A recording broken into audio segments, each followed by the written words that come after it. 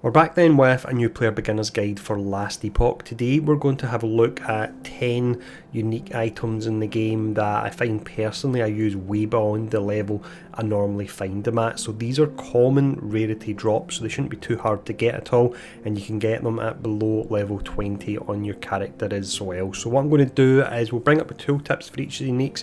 I'll break down why they're so useful and what builds you can use them on, and I'll also tell you where you can go to target farm these as well. Now, as always, if the video is helpful, please do take the time to hit the like, share and subscribe button. And let's now jump in and start having a look at these different uniques. So the first unique item we have here is the Falcon. Now this is one that admittedly you won't use once you start to probably get above level 20, but this is equipable at level 1, and what is nice about this for new players is the bottom effects on it. It's something that when you're starting out a new character I put a lot of value on, and that is movement speed. So with this particular unique here, you get 15% increased movement speed if you've hit an enemy within the last 5 seconds, and to be honest, you should constantly be hitting enemies within the last 5 seconds, so that's an increased 15% movement speed. And once again, early game, exceptionally nice. Of course you will move on from this, but when you start off, you're maybe in an alt character, you're going through the story again, if you can go through it quicker, then it just feels so much better. Now this particular one, your unique body armor type, this can be farmed from the Blood, Frost and Death monoliths.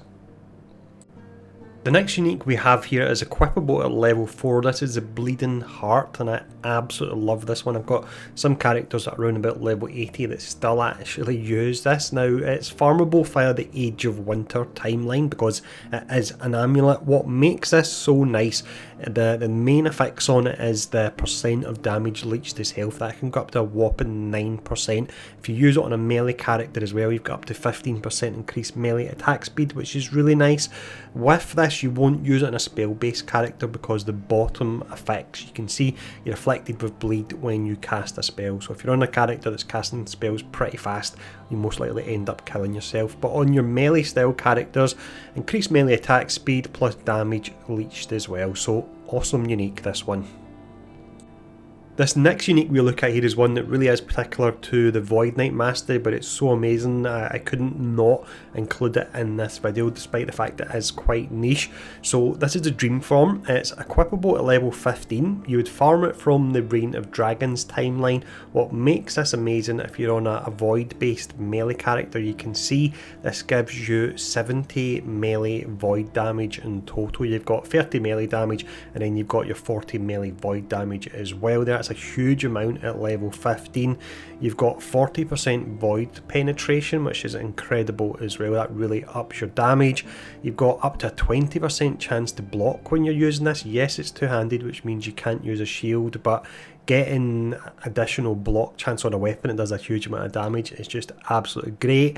When you block, you can gain health on block, and it has additional block effectiveness. So when you do block, you actually take less damage as well. So if you're looking to play perhaps a spin to win Void Knight, this is the item you want to get, and it really will be amazing. It will again will probably last you up to level 70 or 80.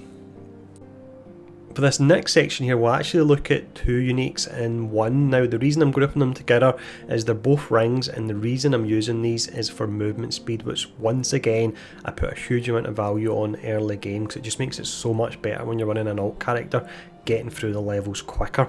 So the 2 different rings, you've got the Arboreal Circuit. This can be equipped at level 1. The Quicksilver Coil can be equipped at level 12. These can both be farmed from the Age of Winter timeline. If you look at the Arboreal Circuit first, the implicit is up to 8% increased movement speed. The second modifier down, this is up to 10% increased movement speed for you and your minions. So if you have 2 of these at max roll, then that's an additional 36% movement speed at level 1, which is just amazing for getting through the early levels. The Quicksilver Coil, the implicit once again is up to 8% increased movement speed. If you're on a build that's hitting fast and hitting often, the first modifier is great. It's 10 to 30% chance to gain haste for 1 second on hit. Haste gives you an additional 30% movement speed, so while that's up, and alongside the implicit, that could be up to 38% increased movement speed. The other affixes on this make it really nice for a rogue character because you can see you've got 100% critical strike chance with the third Strike of Flurry, so it's great on an early game rogue, but it's nice on other characters characters as well if they can hit quick, because once again that would be a maximum additional 38% movement speed. The next unique we have here is the Hammer of Laurent. This one isn't amazing like some of the other ones we looked at, but the reason it's here is it can be equipped at level 1. So for a level 1 item, it is really strong. You would farm this from the Reign of Dragons timeline. Now what makes this nice, you've got your implicit, it's not the highest amount, it's 24 melee damage. It does have chill on it, it can go up to 80%. If you have 3 stacks of chill, which is a maximum, that decreases the enemy attack and movement speed by up to 36%, which is a huge amount. It also has up to 80% increased melee damage, which once again for a level 1 item is really nice. And then also, as you're leveling up, you'll gain 1 flat melee physical damage per level as well. So just to spell it out here, let's say you're level 10 and you're using this, that will be 34 melee damage you'll get, and up to your 80% increased melee damage as well. So again, the fact you can equip this from level 1, really pretty nice.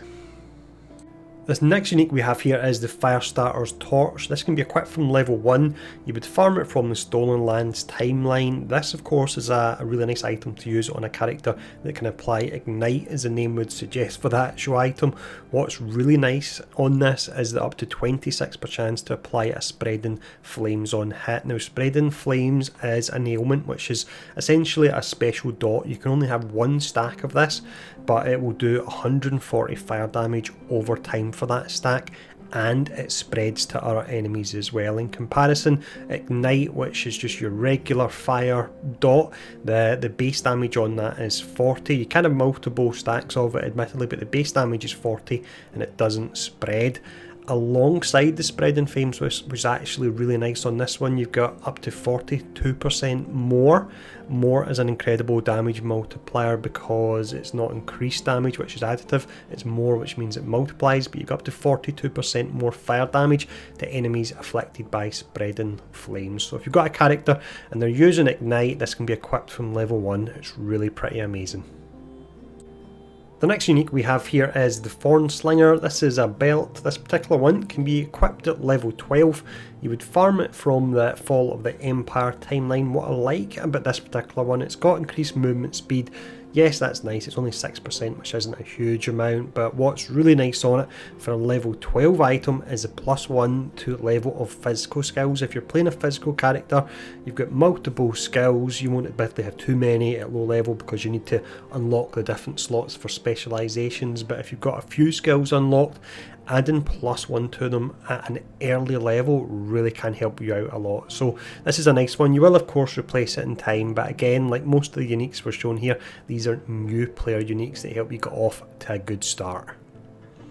This next unique we have here could be slightly divisive, so feel free to argue about it in the comments below to help out engagement on the video. This is the Fighting Chance. It's a level 15 unique, can be farmed from the End in the Storm timeline. What I like about this one, you've got that movement speed. Yes, I'm obsessed with it at low level, up to 10%, but what's really nice on it is that up to 85% increased melee damage, which is a fair amount for a level 15 item. Where this will be divisive is the fact that with this particular one, you will take between 5 to 10% increased damage. Now at endgame that would be absolutely huge, but for me personally I would say it's worth the trade-off, taking a little bit more damage to put out more damage yourself and move around the levels quicker at low level. But let me know what you think in the comments below. For the penultimate unique here we have the Prism Wraps. These can be equipped at level 5. You would farm them from the Blood, Frost and Death timeline. What's nice about these is you've got 30% less elemental damage taken. Elemental damage will be your fire, your cold or lightning, so that's 30% reduction on each of those. You've got 30% increased elemental damage, you have 30% increased critical strike chance, and then finally up to 8% of elemental damage leached as health on crit. So once again, a level 5 unique, this particular one on your elemental builds, it's really pretty great.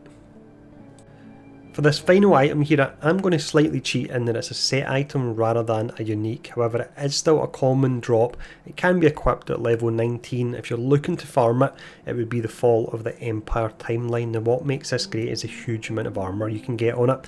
The implicit is up to 100 armour.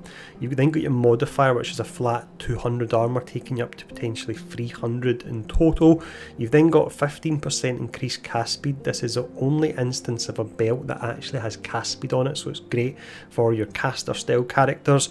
On top of the flat armour you're already getting, you've got an increased amount of that as well, up to 35%. Finally, if by chance you are a character that deals necrotic damage, when you get hit, which is the last 4 seconds, you get an additional flat 80% increase necrotic damage as well. So absolutely amazing item, this one. So that is some uniques you can actually look to get farming if you're a new player to Last Epoch. Let me know in the comments below if you agree with the list or if you disagree, and if you disagree, let me know what ones you would take out and what ones you would potentially add into it. Now, as always, if the video has been helpful, please do take the time to hit the like, share and subscribe button, and thanks for tuning in. Stay safe and I'll see you all again soon.